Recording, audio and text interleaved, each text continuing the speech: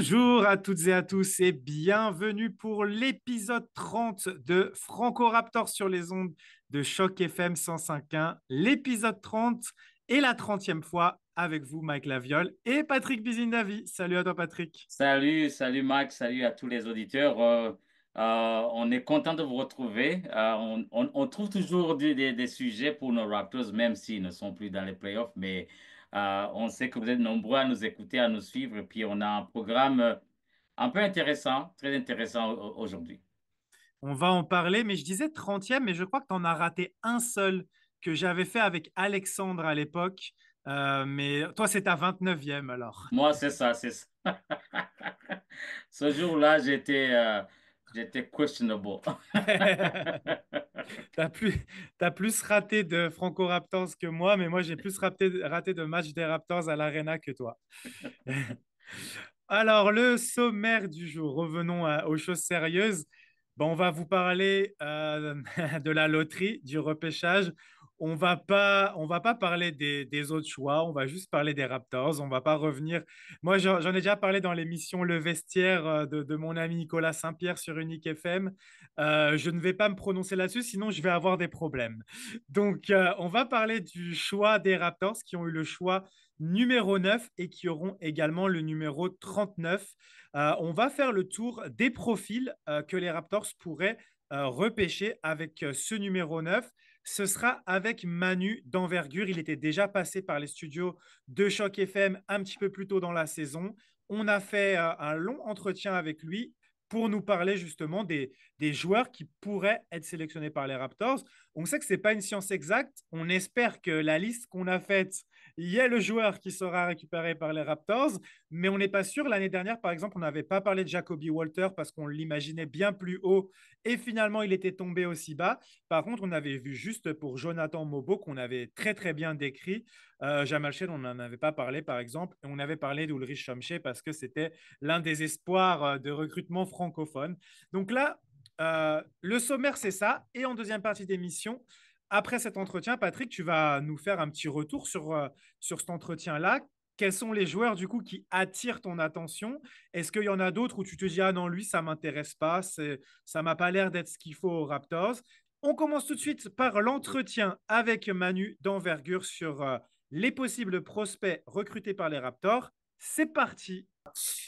Alors, nous sommes avec Manu d'envergure qu'on avait déjà eu un petit peu plus tôt dans la saison pour faire un retour sur justement les performances des rookies des Raptors. Et ben là, on va se projeter sur la prochaine draft qui arrive et sur qui les Raptors pourraient prendre. Donc, c'est vrai qu'on est encore tôt avant d'avoir une meilleure idée puisque les équipes n'ont pas encore workout les joueurs. En ce moment, c'est ce qu'on appelle le draft combine, où tous les joueurs font les tests physiques, les tests de tir et tout ça. Mais on va quand même voir ça avec Manu. D'abord, salut à toi, Manu, comment ça va? Salut, bah écoute, ça va bien depuis la dernière fois de retour. Et Depuis, là, c'est un peu notre moment pour envergure. Là, ça bûche pas mal, donc c'est très intense. Eh bien, merci à toi de nous accorder un petit peu de temps pour Franco Raptors. J'ai fait une liste de joueurs que tu as mis dans ton big board, qui apparaissent dans les mock drafts. On va faire un tour plutôt rapide. On va pas aller en profondeur parce que de toute façon, nous, on est quand même assez généraliste. Donc, je vais pas te demander d'aller nous révéler tous les petits secrets sur les pick and roll avec les angles d'écran et tout ça. On n'en est pas là, mais juste faire bah, pour nos auditeurs, faire un portrait, brosser le portrait d'un peu les joueurs que les Raptors pourraient prendre. J'ai fait un petit peu des catégories, donc les intérieurs, les meneurs de jeu, et puis il y a un petit peu les autres aussi. Et après, on parlera un petit peu du pick 39 des Raptors, mais là, c'est encore plus large et c'est là qu'il faut vraiment attendre les workouts. Mais je voulais me concentrer sur les Français.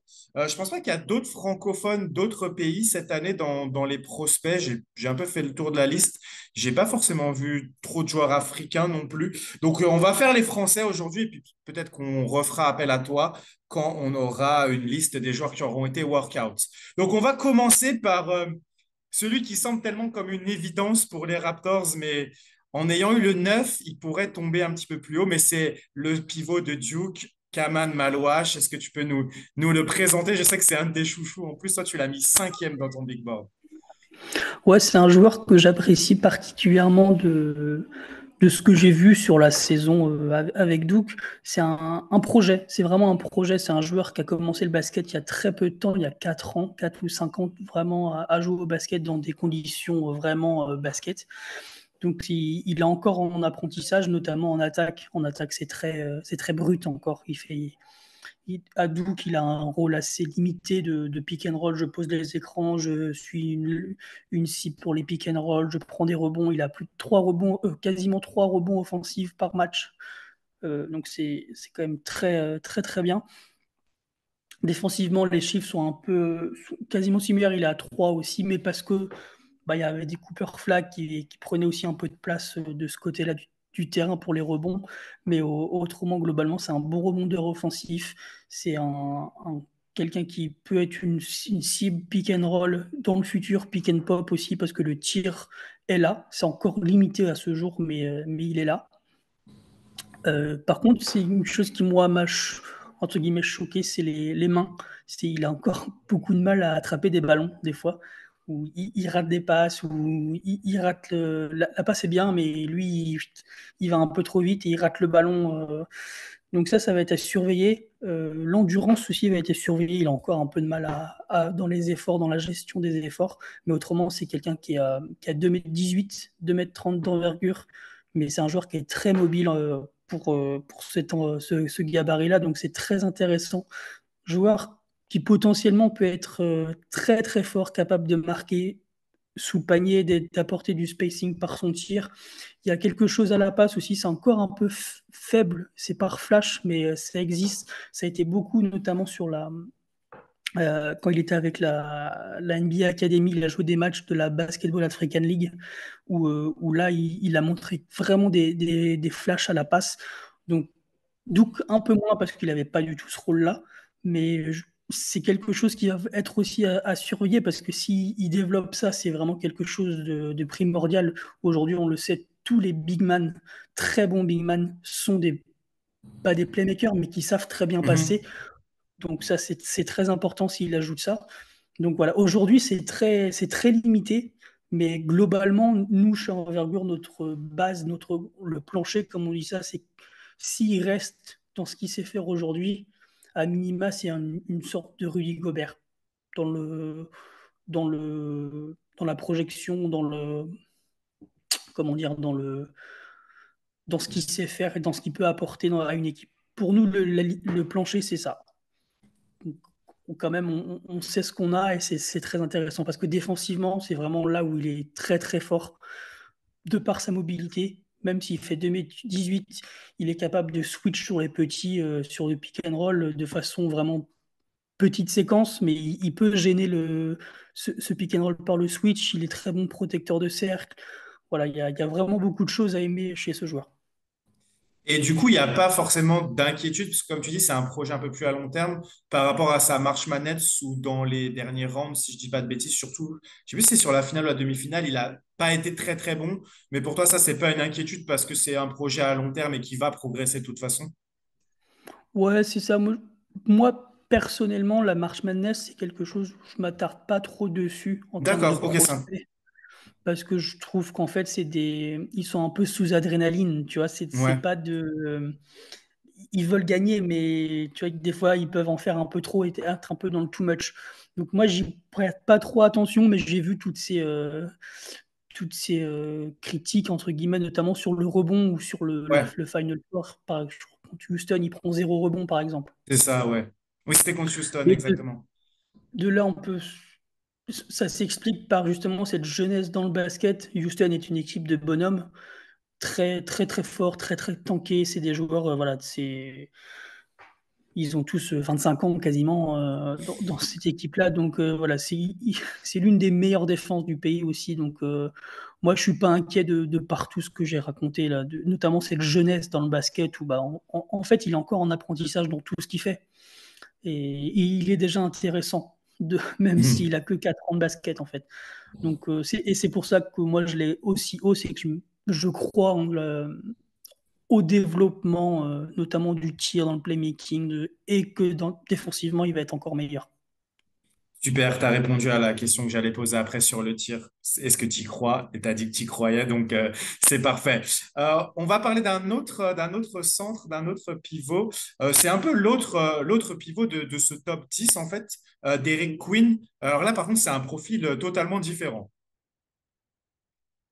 Ouais, c'est un profil un peu plus. Déjà, il est plus petit, enfin, il est plus petit, un petit peu. Il fait 2,8 m pour 2,13 m d'envergure, donc c'est quand même un joli bébé.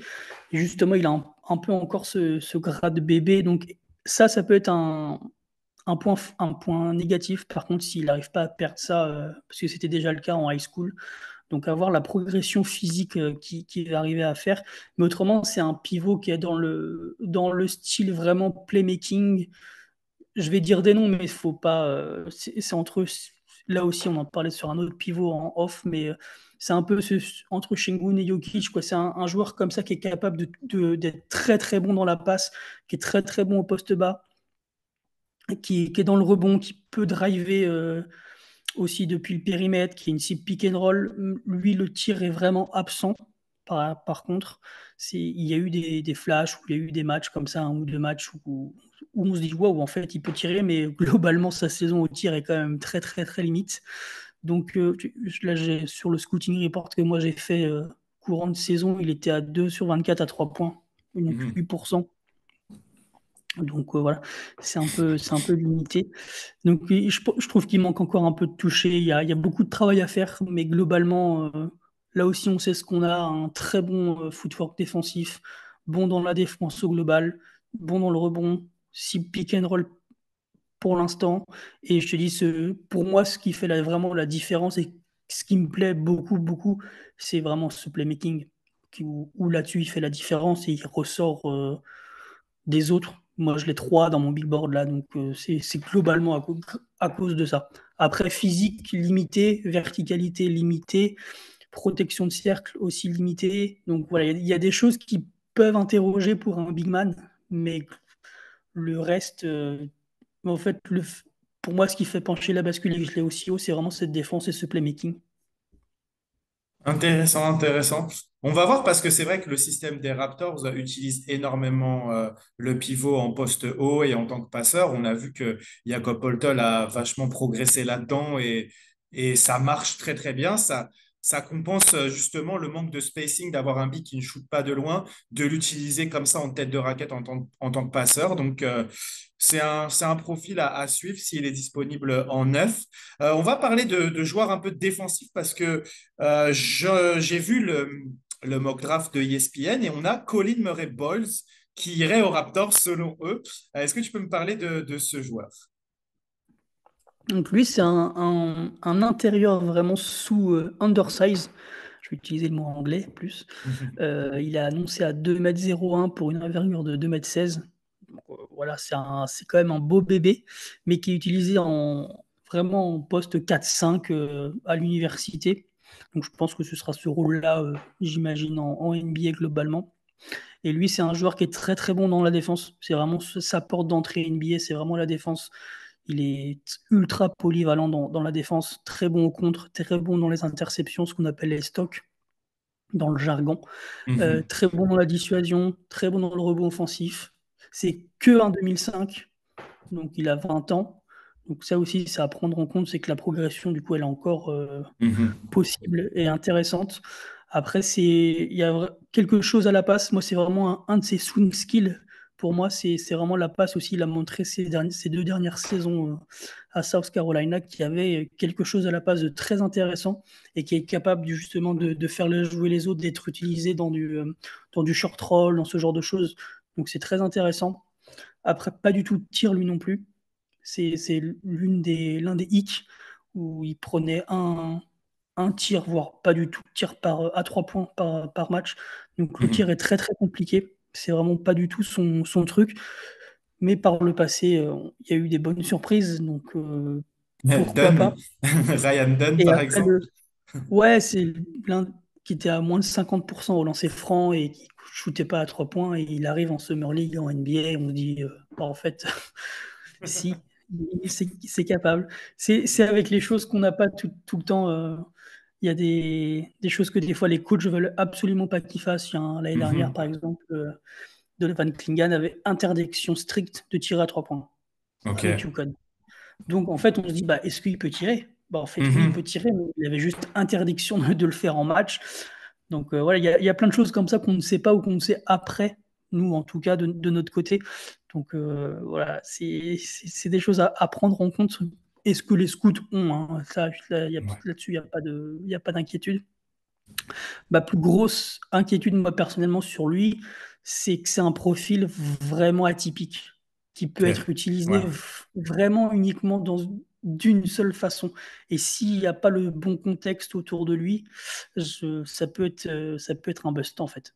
Mais s'il est utilisé dans un très bon contexte, de cette façon, un peu, vraiment, je parle vraiment du rôle, je parle pas du joueur, à la Ouais. Draymond Green, vraiment cet Mhm. ancrage défensif, ce petit intérieur, mais qui est capable de défendre sur tout le monde, aussi bien les grands que les petits, de par son corps et de sa mobilité, son envergure. Il peut défendre sur tout le monde, en fait, au NBA, ou presque, parce que personne ne peut défendre sur les 5 postes en soi. Ouais. Et, voilà. Et offensivement, c'est quelqu'un voilà, qui a pas de tir, mais qui est très bon dans le pick and roll, qui peut faire une, une cible sur les alley-oops, il peut couper, il peut apporter des choses. Moi, ma comparaison dans le rôle aussi, c'est vraiment entre Draymond Green et Aaron Gordon à Ok. Denver. C'est vraiment Intéressant. ces rôles offensifs-là dans lesquels, pour moi, il faut l'utiliser pour qu'on utilise pleinement ses capacités basket.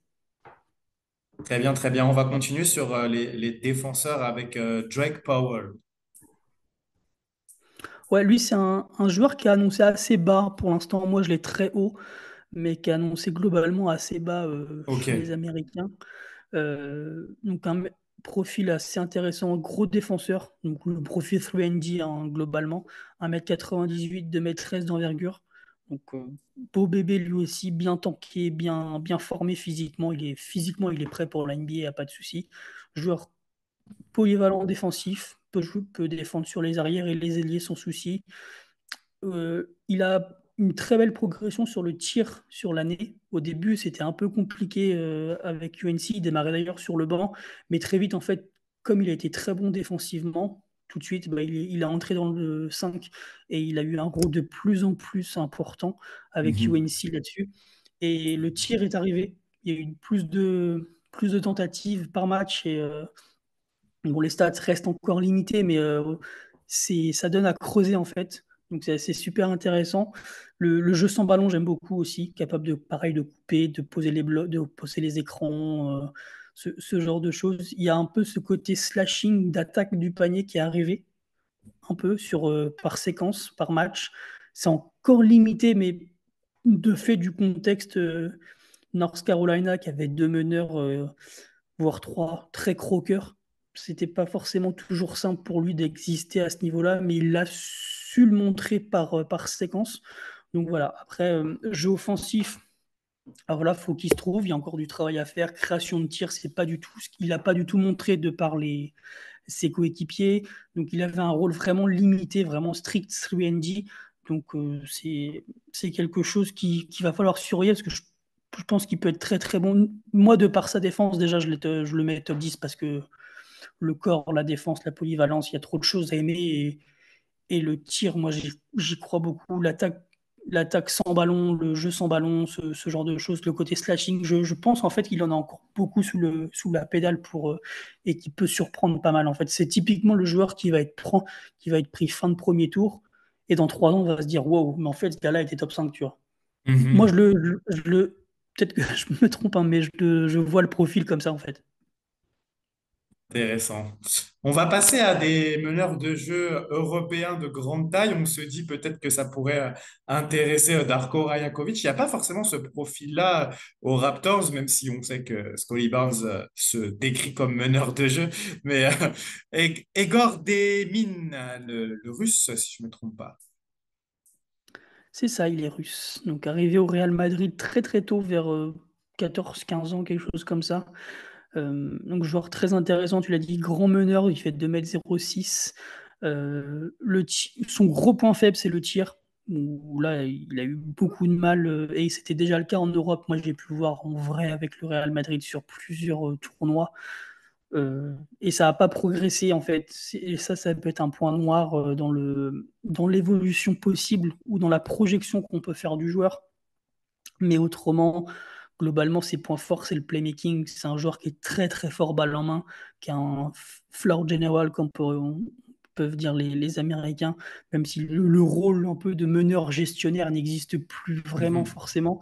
Mais c'est quelqu'un qui est très très bon dans la gestion du tempo, dans la gestion du pick and roll, dans la, dans les actions en fait de pick. Il y a une très belle vision, il y a une très belle. Le QI basket est très très fort en fait. Et c'est pour ça qu'il va être pris dans ce range-là de 10-15, je pense. Après, le tir est très limité. La défense peut être une question aussi. Le premier pas également, cette attaque du cercle. Après, il a montré des choses en Europe qu'il n'a pas forcément montré en NCAA parce qu'il était dans une conférence, la Big 12, qui est très relevée, qui a Mhm. l'une des conférences avec les meilleures équipes défensives du pays. Baylor, Houston, qui était au Final Four, Kansas, voilà, ces gros programmes-là, Texas Tech, et qui sont des programmes ultra défensifs, ultra physiques. Et je pense qu'il a eu du mal à, se, à faire le transfert en fait Europe et, Mhm. et tomber sur des joueurs comme ça qu'il n'a jamais eu l'habitude de jouer finalement. Donc je pense que voilà, ça peut expliquer des choses, mais de par son jeu offensif, en fait, le jeu offensif, il est tellement développé, il est tellement bon que c'est pour ça il est annoncé si haut. On va parler d'un autre meneur de grande taille qui, je crois même, est envisagé plus haut que Denim, c'est Kasparas Yakousionis. Ouais, donc comme enfin, son collègue russe, il a fait le choix de la NCAA pour sa dernière saison d'éligibilité avant la draft. Donc lui, il jouait à Barcelone, aussi en Espagne, donc ils se sont affrontés pas mal de fois, ces deux garçons-là. Euh, c'est pareil, c'est un meneur de grande taille, quasiment 2 mètres, quasiment aussi 2 mètres d'envergure, voire un peu plus. Je crois que j'ai 6-7, donc 2 mètres 01 d'envergure annoncé sur le combine. C'est globalement, c'est un joueur c'est deux joueurs qui se ressemblent dans le QI basket, dans la vision, dans le jeu. Yakushoni, c'est par contre vraiment un meilleur shooter. Ah, c'est Là-dessus, ça qui fait la différence. il y a pas de souci là-dessus. Il l'a montré en Espagne, il l'a montré là-bas. Il a que 32% à 3 points, mais 85% au lancer franc. Donc ça laisse espérer une évolution positive dans ce sens-là. Donc voilà. Il a aussi ce côté slashing, même si pareil en NCAA, il a eu beaucoup plus de mal à le montrer. Tout comme la création du tir, c'est peut-être les deux choses qui peuvent être limitants et un peu des flags orange, je vais dire, euh, dans son évolution. Mais globalement, c'est un joueur qui est très bon dans la vision, très bon balle en main, aussi très bon dans le pick and roll, qui est peut-être un peu meilleur défenseur, par contre, que Igor Damin, notamment off-ball, loin du ballon, il est vraiment très très bon. Il a l'activité, le regard, il est quasiment à une interception par match sur la saison. Donc voilà, c'est un joueur où il y a beaucoup de choses à aimer aussi. Après, le rôle, il faut voir est-ce qu'on lui donne le ballon tout de suite, est-ce qu'il peut être décalé numéro 2, ce que peut pas faire Egor par exemple. Lui, il a peut-être cette possibilité-là, de par le shoot et principalement le catch and shoot en début de carrière, d'exister sur deux postes. Il y a vraiment deux choses qui peuvent être vues. Donc voilà, joueur aussi intéressant. Je pense qu'il sera peut-être plus deuxième partie de loterie que première, mais joueur intéressant de par sa saison et ce qu'on a pu voir avec Barcelone. Super, super. Et je voulais terminer parce qu'on n'a pas parlé de shooter. Il n'y a pas grand monde qui shoot dans tous les profils qu'on a fait. Euh, du coup, je voulais parler du coéquipier de Malouache à Duke, le dénommé, attends, je retrouve son nom parce que Con Knueppel ou Knueppel, je ne sais pas comment il le prononce en anglais. Toi, tu dois le savoir plus Knuppel, que moi. Knueppel? Knuppel, quelque chose comme ça, ouais. Après, comment il s'appelait qui a fini aux Lakers là? Connect. Kinect, ouais, voilà, c'est un peu la même chose. Donc, bah, lui, justement, c'est un vrai shooter. Moi, je le catégorise comme ça. Notamment au début de carrière, je pense qu'il sera beaucoup utilisé de par son shoot. Il existera de par son shoot. Là, j'ai les stats sous les yeux. C'est quasiment 41% à 3 points sur la saison, 91% au lancer franc. Donc voilà, un joueur, pareil, on sait ce qu'on a et on sait que la progression au tir va être présente. Donc, très, très intéressant. Mais c'est un joueur qui a su montrer autre chose que son tir. Il a su exister autrement que par son tir. Donc ça, c'est super intéressant. Par son jeu off-ball, beaucoup dans la coupe. Il est un peu moins présent balle en main. On l'a pas trop vu, en tout cas, balle en main à Douk, mais c'est possiblement quelque chose qu'il peut faire aussi. Donc le profil est intéressant, en fait. Dans le futur, on peut se retrouver avec un joueur très polyvalent offensivement. Moi, j'ai des doutes sur la défense, par contre, où j'ai jamais. Je sais pas si j'ai fait exprès ou pas, mais les matchs que j'ai vus de lui défensivement, il m'a jamais trop sauté à l'œil. Moi, j'ai un gros doute là-dessus, mais offensivement, c'est un joueur qui est très intéressant de par son tir, de par son jeu off-ball, de par sa possible capacité prochaine à jouer avec le ballon, à être passeur, à être voilà, à utiliser le ballon, de pas être un ball handling comme l'est peut-être Scotty, avoir beaucoup la balle comme ça, beaucoup la balle sur les attaques, mais par séquence, comme a pu le faire par exemple RJ Barrett avec les Knicks, ou comme il le fait un petit peu avec Toronto aussi, par séquence, être ce premier initiateur d'attaque. Peut-être que dans le futur, ça peut être le cas aussi avec lui. Donc offensivement, il a beaucoup de choses à aimer. Potentiellement, le potentiel offensif est vraiment intéressant.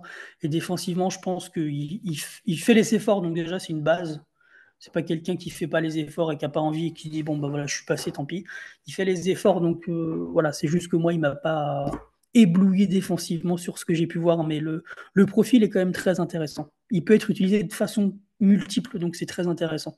Et comment tu le situes par rapport à Grady Dick? Parce qu'en fait, le joueur que tu as décrit, j'ai l'impression, en fait, moi, sans le connaître lui, j'ai l'impression que tu as décrit ce qu'on a vu de Grady Dick ces 2 dernières saisons. C'est-à-dire, bon, après, il nous a pas montré autant que ça à 3 points, mais on sait qu'il est capable normalement, mais qui a montré plus que le fait d'être un shooter et qui pose des questions en défense, mais qui est quelqu'un qui se bat aussi. Il n'est pas le dernier à aller au contact, à prendre des contacts, même si on voit qu'il y a des limitations dans son corps physiquement pour être un bon défenseur.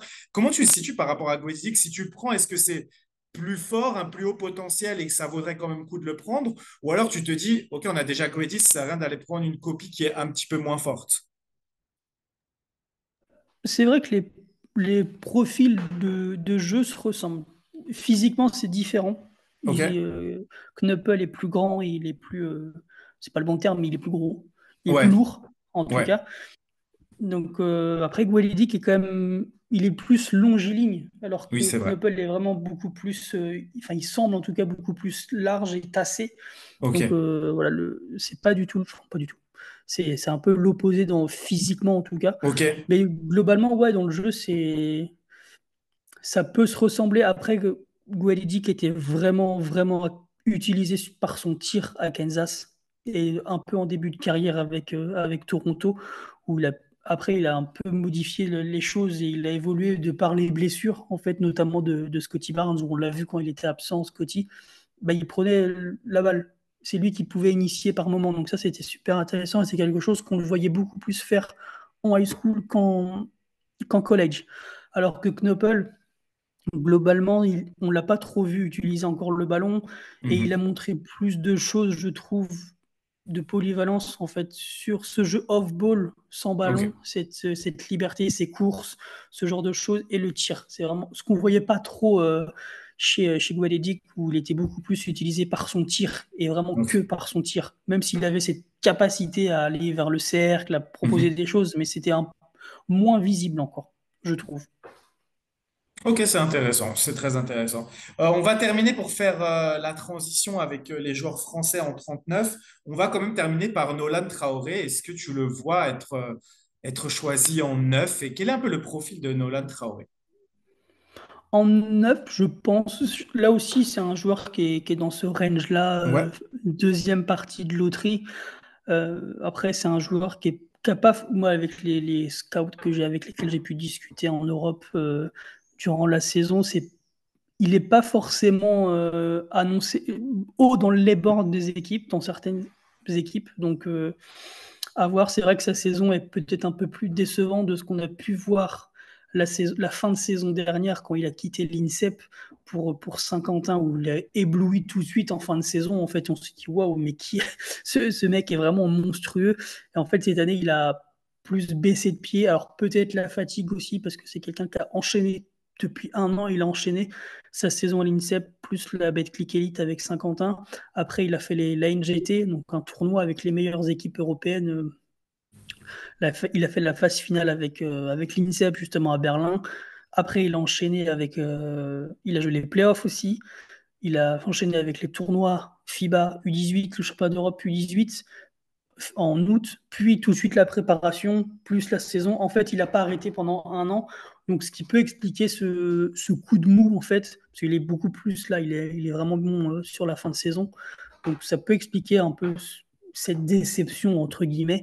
Autrement, plus sur le joueur, c'est un meneur de taille normale. Il fait un 93, un 95. Mhm. Très porté sur le scoring, plus lui. Il a besoin du ballon pour vraiment exister. Voilà, sa force principale, c'est vraiment ce premier pas, cette attaque du cercle. Il est vraiment très intéressant là-dedans.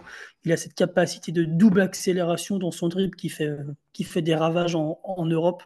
Donc, et je pense qu'en NBA, ce sera la même chose de par le spacing qui va être encore Mhm. beaucoup plus important. Donc, je pense qu'il va marquer des points là-dessus. Moi, ma question, c'est sur le tir. La saison est intéressante au tir, mais sans être incroyable. Là, c'est les derniers chiffres que j'ai, moi, c'est 27% à 3 points, donc c'est quand même très limité. Donc, c'est une grosse question là-dessus. Après, il montre qu'il peut être qui tire de façon diversifiée. Donc c'est quand même très intéressant. Il fait pas que du catch and shoot. C'est quelqu'un qui peut tirer après avoir une prise d'écran, qui peut tirer, qui peut se créer l'espace et faire un tir en sortie de dribble. Il peut faire du catch and shoot évidemment.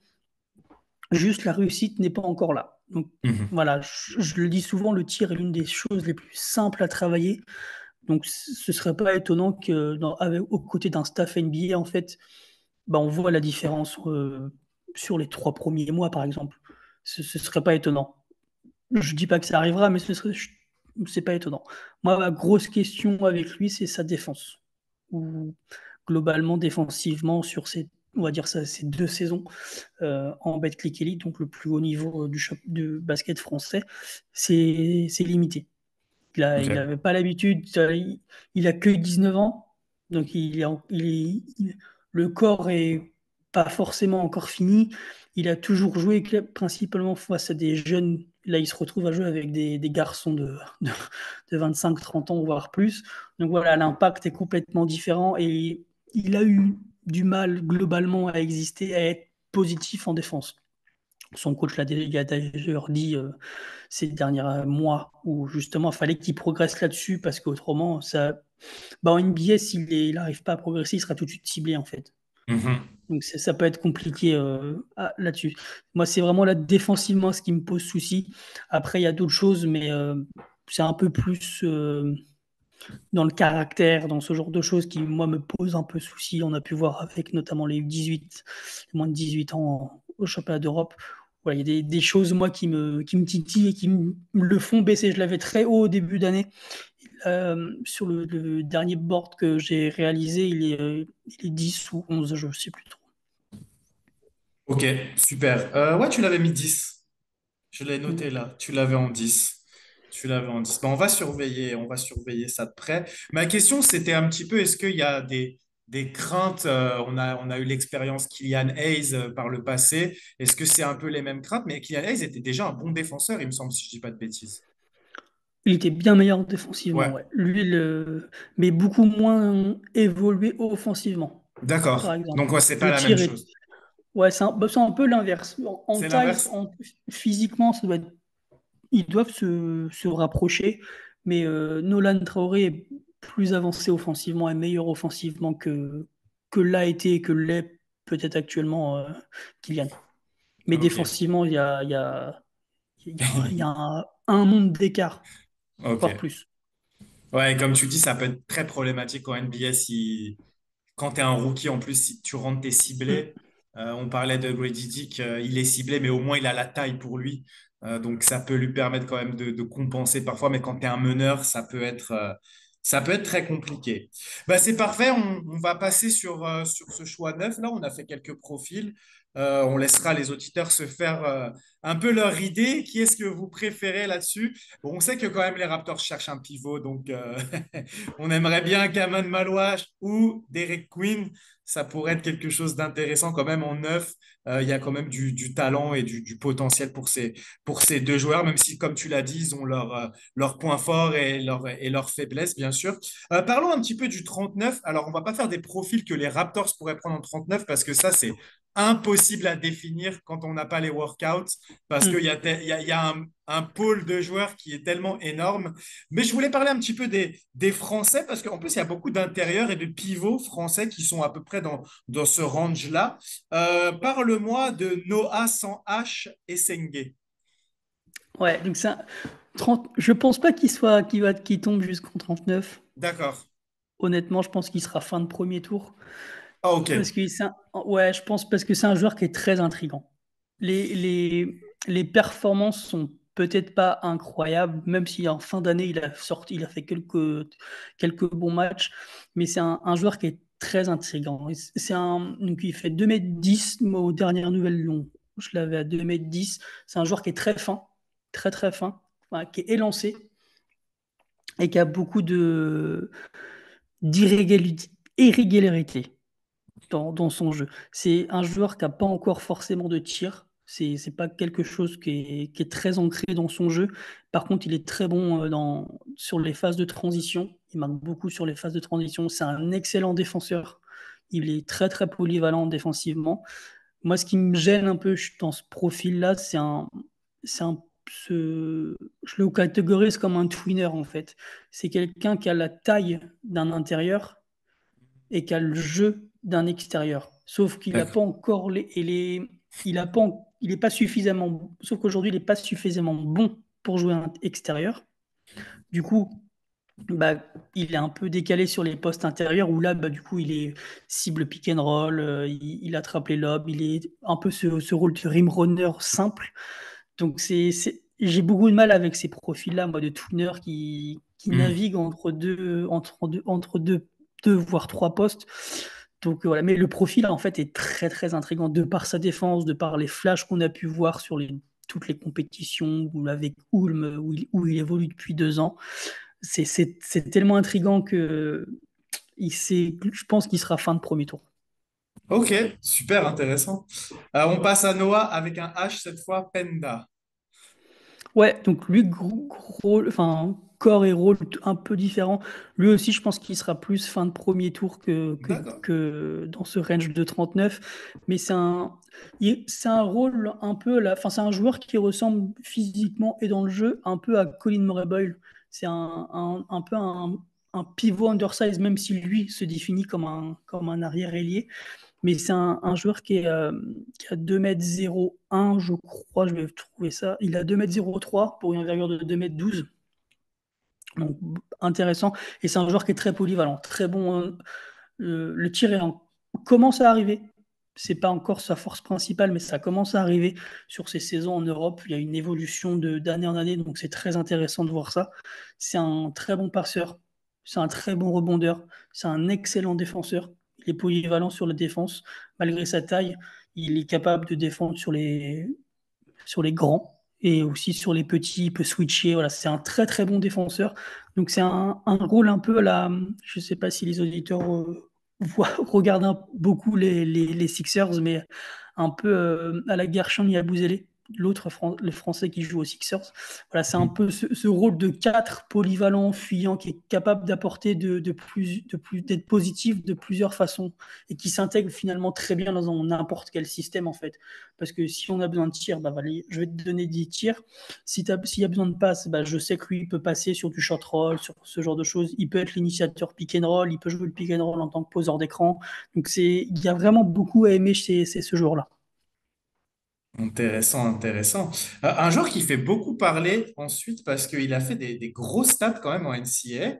C'est Maxime Reynaud. Alors, j'avais regardé un petit peu votre scouting report. Moi, ce qui me fait peur, c'est sa défense. Est-ce que c'est vraiment ça qui va faire qu'il va être plutôt bas dans la draft?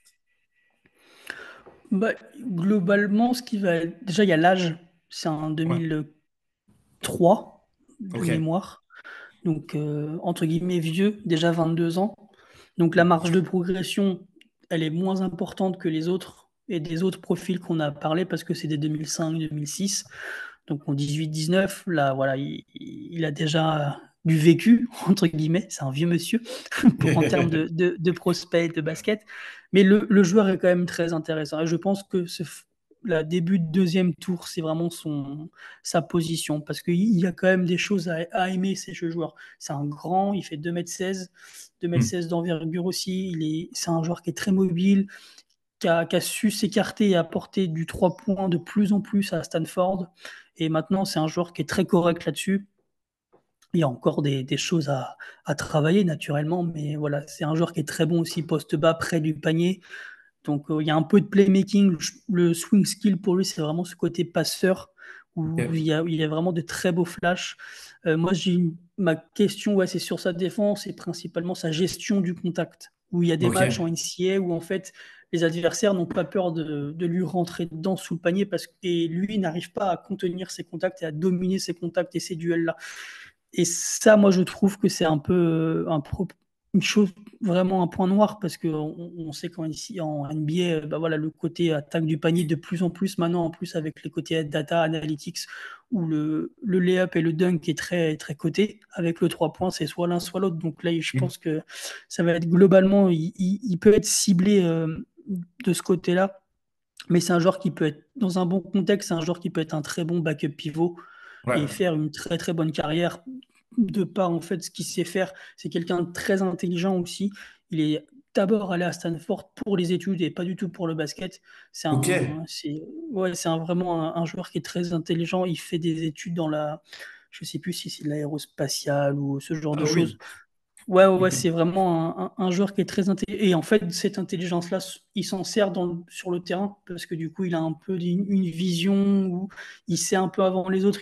Il peut avoir des fois ce temps d'avance parce qu'il sait via les placements, ce genre de choses, quoi faire, comment se placer via le mouvement du ballon adverse. Voilà, il y a beaucoup à aimer chez ce joueur-là. Et je pense que lui, typiquement, on en parlait, je sais plus si c'est en off ou pas, je crois que oui sur les entretiens, c'est quelqu'un qui Oui. peut peut-être monter en fait. De par Mhm. cette intelligence-là, je pense qu'il a un très très bon discours, je pense qu'il sait très très bien parler. Voilà, donc je suis pas inquiet. Et c'est possiblement un joueur qui peut monter et finir fin de premier tour Ok. de par ces entretiens-là. Mais moi, globalement, mon opinion sur lui, c'est ça. C'est début de deuxième tour et très bon backup pivot. Ok, intéressant. Moi, j'aime beaucoup le profil. C'était vraiment ouais, le côté de mètre 16 et qui n'est pas vraiment rim protecteur qui me faisait un petit peu peur, tu vois. Parce qu'à la limite, s'il y a pas de mobilité, mais que quand même tu peux protéger le cercle, ça peut être bien, tu vois.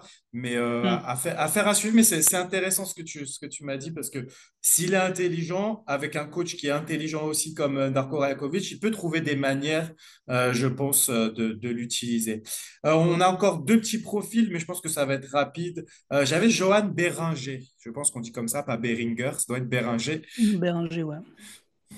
Ouais, lui, bah, c'est un peu comme. C'est un profil intéressant. Et comme Kaman Maloua, c'est quelqu'un qui a commencé le basket très très tard. Pareil, il a 3-4 ans de basket en fait, pas plus.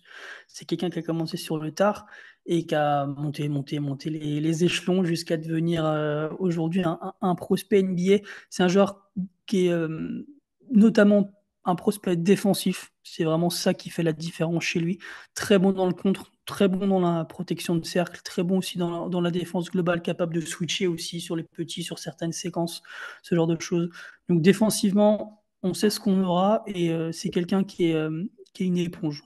Voilà, qui travaille très très bien, qui est à l'écoute, qui prend les consignes, qui répète, qui sait. Voilà, j'ai eu l'opportunité d'aller le voir en Slovénie il y a quelques mois.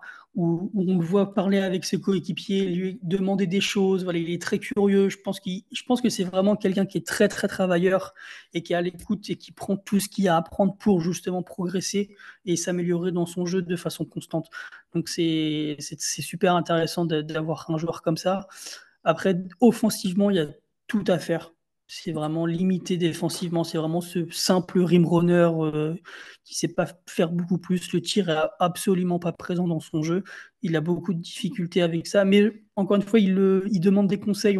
Je l'ai vu sur l'échauffement.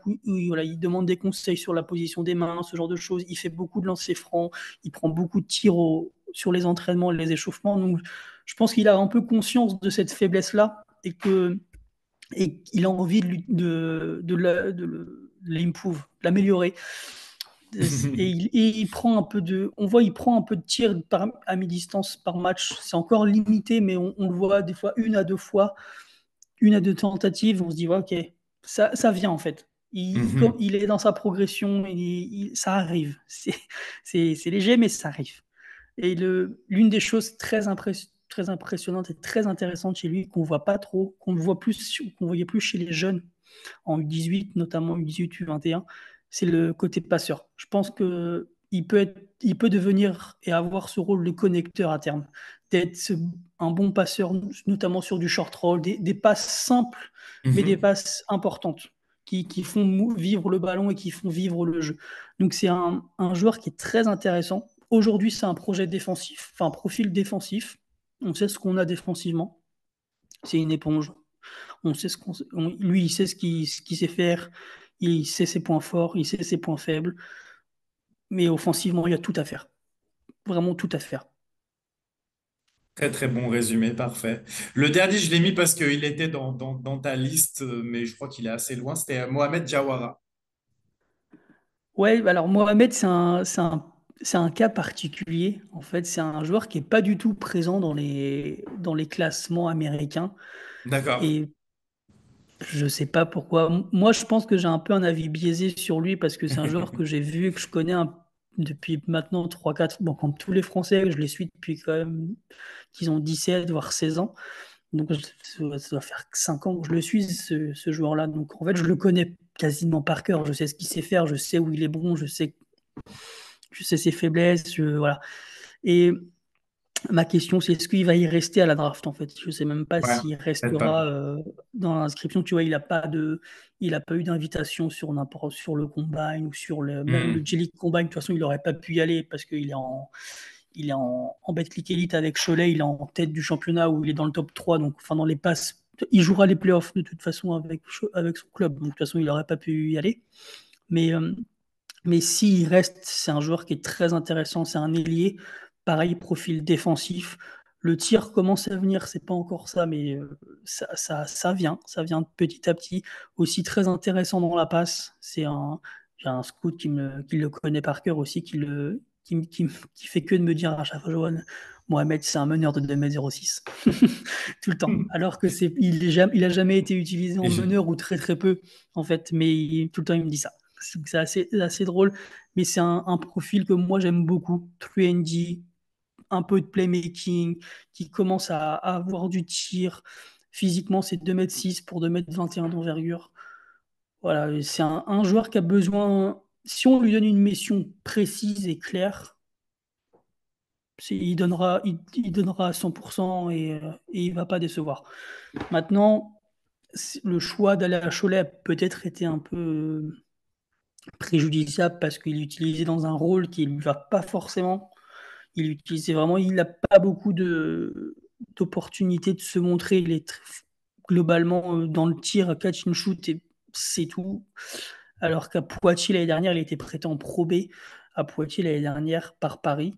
Et on voyait quelqu'un qui défendait sur le meilleur joueur adverse à chaque match, qui avait un peu d'initiation, il était pas rare de le voir jouer du pick and roll, de faire des passes au poste à une main dans le corner opposé. Enfin voilà, il y a beaucoup de choses à aimer chez ce joueur. Il est capable de faire beaucoup de choses. Maintenant, moi, je sais que c'est un profil que j'adore. Encore une fois, peut-être que je suis biaisé parce que comme tous les Français, je le connais et je sais un peu ce qu'il sait faire. Et à chaque fois, je suis étonné que les Américains ne l'ont pas.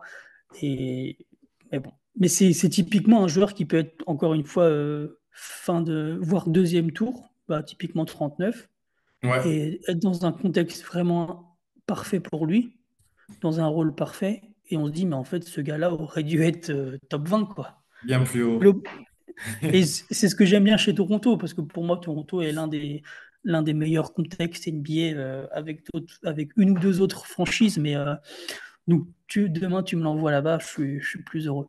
T'es très content. Et tu reviendras nous voir pour lui passer un petit Exactement. bonjour. Ouais, exactement. Eh ben, c'est parfait, on va conclure là-dessus. Merci, merci à toi, Manu. C'est quoi un petit peu le programme pour toi d'ici la draft?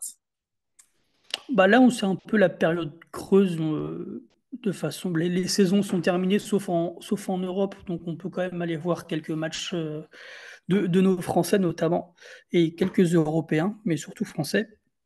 Donc là, on en a parlé de quand même de 3, 4 profils intéressants qui seront. On peut avoir 4 Français au premier tour, donc ce qui serait Ouais. historique. Donc voilà, là c'est un peu la période creuse, mais on continue de regarder des matchs, on continue à faire nos podcasts, les rapports écrits. On est, on va sûrement être aussi appelé à contribuer pour les médias aussi français, un peu comme ici, pour présenter justement les meilleurs, enfin les têtes d'affiche américaines et les joueurs français. Donc voilà, c'est une période qui, là, je pense, qui va commencer à être un peu plus rapide.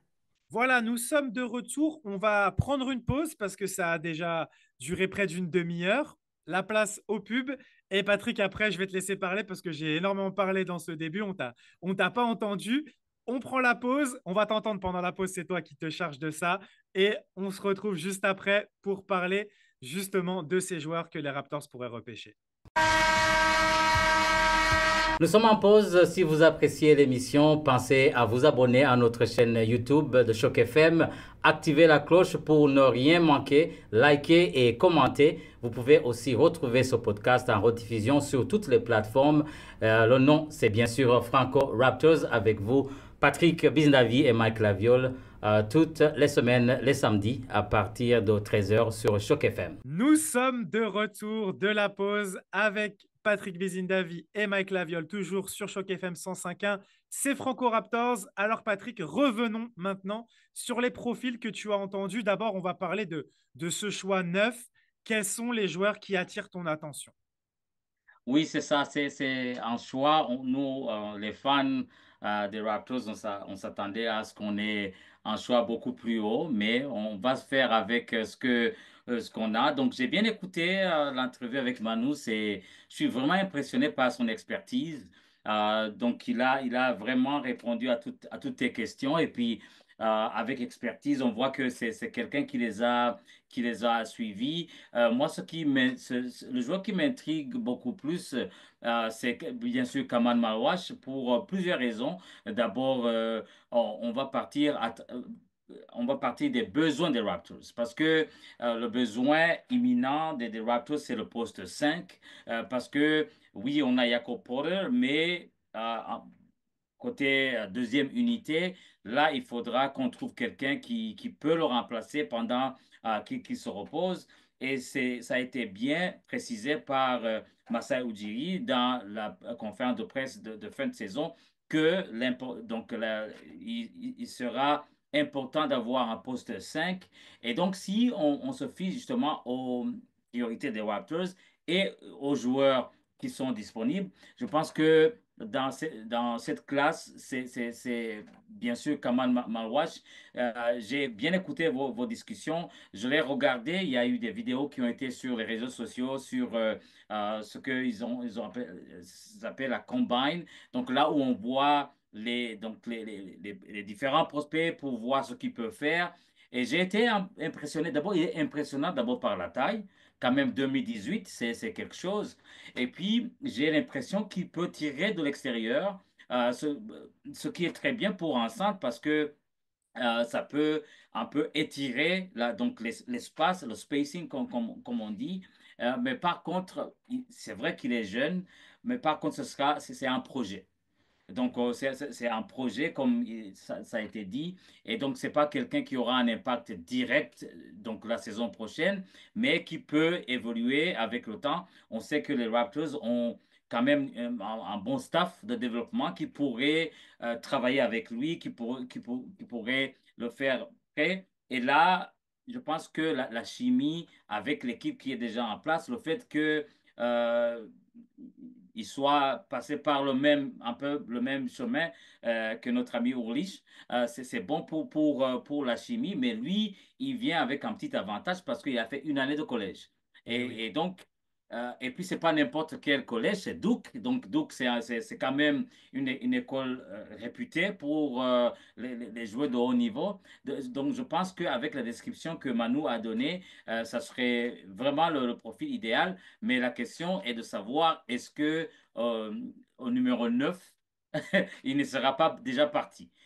Donc, c'est ça la question qu'on se pose. Si jamais il n'est pas pris par les autres équipes, ce serait vraiment un bon profil euh, pour, euh, pour les Raptors.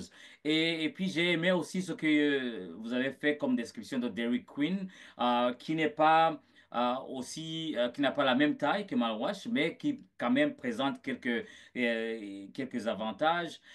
Donc c'est vraiment les deux qui m'ont impressionné un peu en suivant Manu, mais aussi tous les prospects français, francophones, parce que là, je vais être égoïste pour qu'on puisse avoir des entrevues. Cette fois-ci, je pense que on aura accès à ces joueurs-là. Mais au-delà de ça, historiquement, les Raptors savent bien trouver des gens que les gens ne pensent même pas. On pense aux gens qui n'ont même pas été draftés parce que on a l'historique de Fred VanVleet, on a vu l'année passée de bons joueurs qui ont été repêchés, qui ont gardé leur place aux Raptors alors qu'ils n'ont pas été repêchés. Donc, on se dit que Masai, Bobby et l'équipe ont déjà commencé le travail. Parce que durant la saison, Masai a fait beaucoup de voyages en Europe pour regarder des gens à gauche, à droite. Donc, on se dit que même si on a donc une position, on est à 9e position, on s'attend à ce qu'il y ait quand même assez de joueurs dans le training camp qui va venir pour que on ait un choix, donc des gens choisir, autre que la draft, mais espérons que Mawash sera bien choisi. Et puis, historiquement, les Raptors ont été très bons pour des joueurs africains. Donc ça, c'est peut-être un indicatif qui pourrait dire que lui aussi serait content d'être ici. Le fait d'être avec Maasai, le fait d'être dans une équipe où historiquement les Africains viennent et réussissent. Donc, on croise les doigts. Et puis, je ne sais pas ce que tu as retiré de l'entrevue avec Manu, Mike. Bah, déjà, l'histoire, elle serait tellement merveilleuse que après Ulrich Chomché, l'année suivante, un autre joueur de la NBA Academy Africa, le meilleur ami d'Ulrich, parce qu'ils partagent souvent des choses l'un à l'autre sur les réseaux sociaux. S'il le rejoindrait, ça serait juste fantastique. S'il le rejoignait, ce serait juste fantastique. Après, ça serait un concurrent pour Ulrich, par contre. On sait que, en fait, quand tu écoutes les descriptions, ils sont sensiblement similaires à la différence que Ulrich est plus petit. Si tu écoutes les descriptions, c'est tous les deux des très très bons défenseurs, déjà des rimes protecteurs, déjà des menaces sur lob, encore plus pour Malouache parce que comme tu l'as dit, il fait 2,18 m. Je trouve par contre, je pense que Ulrich est meilleur rebondeur parce qu'il a déjà montré en G-League qu'il était capable de faire des matchs à 14-15 rebonds, là où Kaman Malouache a été un petit peu plus soft, entre guillemets. On en a parlé avec Manu, ce match à 0 rebond lors du Final Four de la March Madness. Alors pour lui, c'était pas grave, comme il l'a expliqué, parce qu'il a joué contre des joueurs très physiques, des joueurs qui ont 20, 21, 22 ans. Mais Ulrich Homché, dans la G-League, a joué contre des joueurs déjà formés et a performé au rebond. Donc ça serait très intéressant de voir un peu la compétition entre les deux.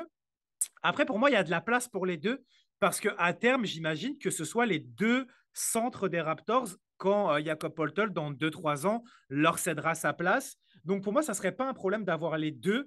Ça augmente par deux les chances qu'il y en ait un qui réussisse au moins parce qu'il ne faut pas non plus se dire que c'est garanti que les deux percent en NBA.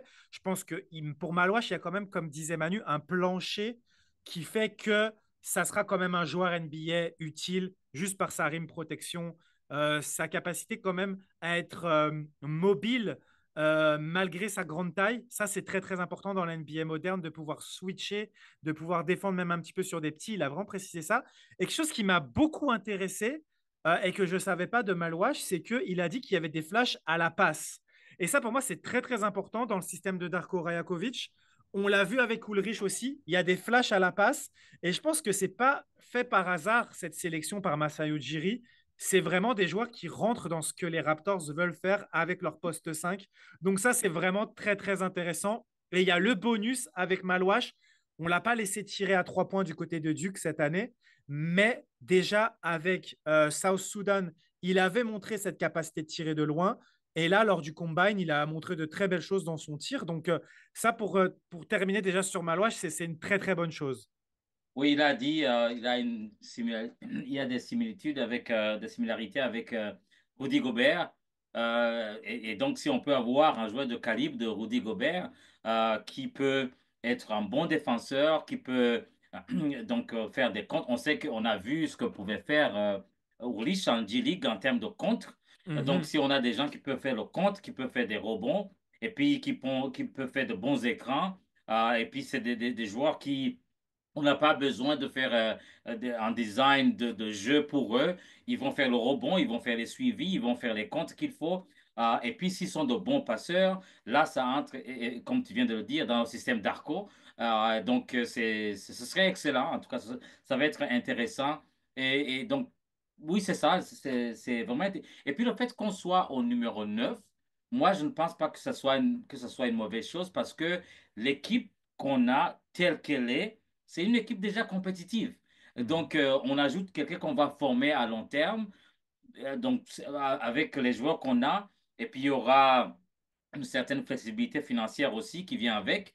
Je pense que c'est pas mal. Et puis, historiquement, au draft numéro 9 on a eu de bons joueurs. Il y a eu DeMar DeRozan, il y a eu Jakob Poeltl. Donc, on se dit que, encore une fois, on fait confiance à l'équipe, qu'ils auront le joueur qu'il faut. Et puis, l'équipe telle qu'on l'a, avec les joueurs qu'on a formés cette saison, je pense que les Raptors sont dans de bonnes mains. Puis, là, ils ont déjà une équipe compétitive pour la saison prochaine. Oui, et pour ajouter quelque chose, malgré tout, bien sûr, on n'aurait pas craché sur un top 4 et des joueurs dont on n'a pas parlé avec Manu parce que on se disait, on s'est dit, on en a discuté avant qu'ils devraient être pris plus haut, mais on va surveiller, il y a toujours des joueurs qui chutent. Moi, j'étais très fan de Trey Johnson, qui est un arrière-scoreur. Si on avait eu le top 2, Dylan Harper, bien sûr, c'était vraiment l'idéal dans ces Raptors. Et on n'a pas parlé aussi de Jeremiah Fears, qui est un meneur de petite taille et qui a déjà indiqué qu'il avait envie de workout pour les Raptors lors du combine. Donc, c'est très intéressant. C'est vraiment un meneur-scoreur qui pourrait être très intéressant. Quand on voit, quand on regarde les playoffs et on voit un Jalen Brunson, forcément, un meneur-scoreur de petite taille, ça fait rêver. Mais comme on Mhm. en parlait aussi avec Manu hors antenne, on sait que les meneurs-scoreurs de petite taille, sur 100, va peut-être y en avoir deux, trois qui vont être exceptionnels et le reste, ça va être très compliqué pour eux en NBA. Donc, on verra. De toute façon, ça peut tourner. On ne sait jamais de toute façon qui peut chuter. Et puis, on ne sait jamais aussi qui Masai, Bobby et Dan Stolzman ont en tête, en fait. Ça se trouve, on est passé complètement à côté d'un joueur que eux ont repéré, que personne n'a repéré, ou en tout cas que peu de monde a repéré, mais que eux, chez qui ils ont trouvé quelque chose, et que finalement, ça sera lui qui sera pris, et ça sera une bonne pioche. C'est ça la magie aussi de la draft. Pour terminer sur les profils qu'on a vus, alors moi, par exemple, je suis un peu moins fan de Derek Quinn. Euh, j'ai des inquiétudes par rapport à sa défense quand même et par rapport au fait qu'il n'a pas de tir. Manu l'a vraiment dit, il n'a pas du tout de tir. Donc il est très fort dans le footwork. C'est un centre de petite taille malgré tout qui peut driver. Mais je suis moins fan de ces profils-là où c'est entre un 4 et un 5. Et quand ils n'ont pas de tir, je trouve que c'est compliqué. Tu vois, Nasrid, par exemple, il est un peu sous-dimensionné pour un 5, mais il a ce tir de loin qui quand même fait que c'est un joueur intéressant. Moi, j'ai du mal avec. En gros, c'est un Demarcus Cousins, mais sans la taille. Donc, Demarcus Cousins, on sait qu'en défense, c'était pas trop ça. Donc, voilà, c'est peut-être mes inquiétudes. Je suis moins fan de Derek Quinn. Je suis moins fan des deux meneurs de jeu de grande taille aussi qu'on a décrits, le russe Demin et le lituanien, j'ai perdu son nom, je vais dire une bêtise, Jaskissionas, je crois, Jacques Nice. Jakusionis, voilà, Ouais, Jakusionis. on dirait des noms qui viennent de Obélix et Astérix. Jakusionix. Ouais, moins fan du profil. Et après, il y a tous ces ailiers défensifs qui ont été décrits. Il y en a deux ou trois dont on a parlé. Pourquoi pas, mais je ne suis pas fan de celui qui n'a pas de tir déjà. Et après, l'autre, pourquoi pas. C'est celui d'ailleurs qui il sort beaucoup, c'est celui qui est sorti troisième dans les mock drafts. Colin Murray Boyles. Colin OK. Murray Boyles. Euh, à voir, mais vraiment, si tu draftes ce joueur-là, je pense que ça signifie la fin pour RJ Barrett, définitivement, parce qu'on a énormément de joueurs sur ces postes-là. Donc, affaire à suivre, mais c'était très intéressant en tout cas. Et pour revenir un peu aux joueurs français, est-ce qu'il y en a un qui a attiré ton attention 39e, malgré tout, Manu nous disait que parmi la liste qu'on a faite, il n'y en aurait pas vraiment beaucoup qui seraient dispo. Il y a Maxime Reynaud là qui fait d'excellents combines et qui est maintenant projeté beaucoup plus haut. C'était vraiment l'un des profils qui m'intéressait aussi. Lui aussi, c'est un centre qui peut tirer de loin. Lui qui est vraiment bon, hein, c'est le joueur qui a fait le plus de double-double avec Stanford en NCAA la saison dernière. Il avait des meilleurs stats que Cooper Flag. D'ailleurs, beaucoup de Français soulignaient ça. Mes questions, c'était la défense. Il m'a plutôt rassuré, surtout sur le fait que c'est un joueur avec un très haut QI. Donc, pour la défense de Darko Rajakovic, ça peut être très intéressant. Il a attiré mon attention, mais malheureusement, en 39, je pense qu'il sera plus disponible. Surtout que San Antonio a le choix 38 et c'est le meilleur ami de Wembanyama. Et puis là, il est même envisagé fin de premier tour. Donc, j'ai du mal à savoir. 39, c'est compliqué de toute façon. Donc, Ouais. mais est-ce qu'il y a un Français qui a attiré ton Moi, attention? c'était juste ça, Maxime Renaud, parce que Ouais, même avant l'émission avec Manu, les gens disaient que yes. justement, le fait qu'il soit français, qu'il soit ami avec Wembanyama, qu'il y ait une chance qu'il parte à San Antonio. Mais s'il s'avère qu'il soit disponible en 39, là, ce serait la chance de l'avoir. C'est ça, c'est Maxime qui m'avait, ce serait bien d'avoir, c'est un centre combo, c'est-à-dire qu'il peut jouer à l'intérieur, à l'extérieur. Donc, ce serait bien de l'avoir et pour plusieurs raisons. Et puis pour nous, ça ferait notre affaire. Mais je ne pense pas que, il soit toujours disponible à 39. C'est lui qui avait tiré mon attention, justement parce que je suivais sur les réseaux, disant qu'il a déjà une relation avec Wembanyama, donc il pourrait partir aux Spurs. Les Spurs sont vraiment chanceux ces dernières années d'avoir les bons pics et puis chaque fois qu'ils ont un rookie, ils gagnent rookie de l'année. Donc ça prouve que c'est un bon programme. Donc on va voir. Mais toute la draft, il y aura aussi la question de Yanis, qui est apparemment disponible pour quitter Milwaukee. Donc ça va influencer beaucoup la draft de cette année parce que Yanis, c'est quelqu'un que chaque équipe voudrait avoir. Donc il y aura sûrement des mouvements dans ce draft qui pourra faire à ce que certains joueurs qui n'étaient pas disponibles plus bas seraient plus bas. On ne sait pas. Mhm. Affaire à suivre, c'est vrai. En plus, apparemment, il aurait dit qu'il voulait rester à À l'Est. l'Est, ouais. Il y a une autre info qui est sortie aujourd'hui, mais j'y crois pas trop. En tout cas, si c'est pour aller aux Raptors, j'y crois pas trop, puisque on dit que c'est les Nets et les Raptors qui seraient ses choix privilégiés. Mais d'un autre côté, il y a une information qui est sortie aujourd'hui, comme quoi il veut une équipe où il aurait le contrôle. Déjà, ça veut dire quoi? Parce que c'est pas aux Raptors que tu vas avoir le contrôle avec Masai, avec Bobby. Et il veut une équipe qui attire des stars. C'est tout sauf le profil pour décrire Toronto. Donc, c'est assez étrange. Le feuilleton ne fait que commencer. Moi, ça me fatigue déjà parce qu'on sait qu'il va y avoir tout et n'importe quoi qui va Ouais, sortir. ça a beaucoup de spéculation. Ouais, Exactement. ouais, On ne ouais. sait même pas si ça vient vraiment de Yanis, tout ce qui sort, parce que c'est rare que des joueurs s'expriment comme ça. C'est plutôt voilà, des spéculations. Peut-être c'est ces agents qui commencent à envoyer des fausses pistes aussi. C'est possible des fois, parce que je vois pas pourquoi ils ne voudraient pas aller à l'Ouest. Euh, Même si tu as vu avec cette draft, c'est encore l'Ouest qui va se Ouais, renforcer. C'est Dallas et San Antonio. C'est le Texas même qui se renforce. c'est ça. Mais voilà, en tout cas, c'était intéressant de faire le tour de ces profils. Et on va attendre de toute façon d'avoir les informations sur les workouts des Raptors pour faire d'autres profils avec Manu ou avec quelqu'un d'autre d'envergure, parce qu'on aura plus d'idées, parce que c'est vrai que pour le 39, là, c'était vraiment pour faire des Français, pour se donner un peu l'eau à la bouche. J'ai pas parlé de Noah Essengue et de Noah Penda, mais les deux aussi sont envisagés beaucoup plus haut. Il se dit même qu'il pourrait y avoir 4 Français au premier tour cette année si Renault monte et Penda et Essengue sont pris. Donc, affaire à suivre.